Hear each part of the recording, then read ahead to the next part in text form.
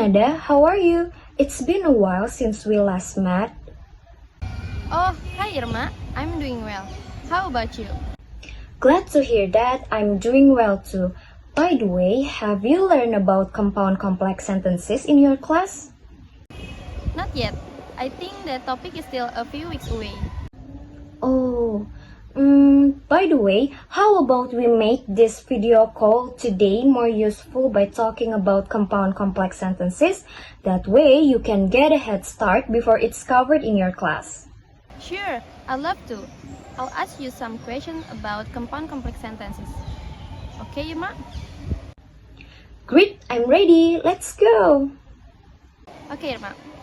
First question. What is a compound complex sentence? A compound complex sentences is a combination of a compound sentence and a complex sentence.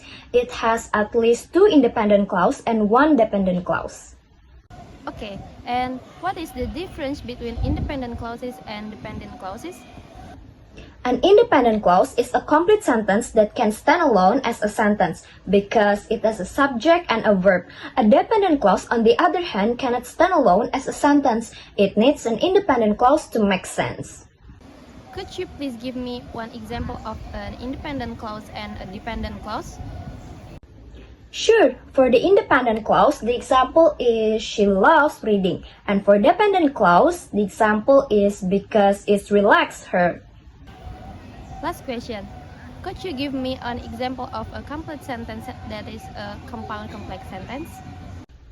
Sure, here's an example. I wanted to stay longer, but I had to leave because it was getting late. It has two independent clauses. I wanted to stay longer and I had to leave. And one dependent clauses it because it was getting late. Okay, Irma, thank you so much for the brief explanation about compound complex sentences. I'll try to review it again at home later.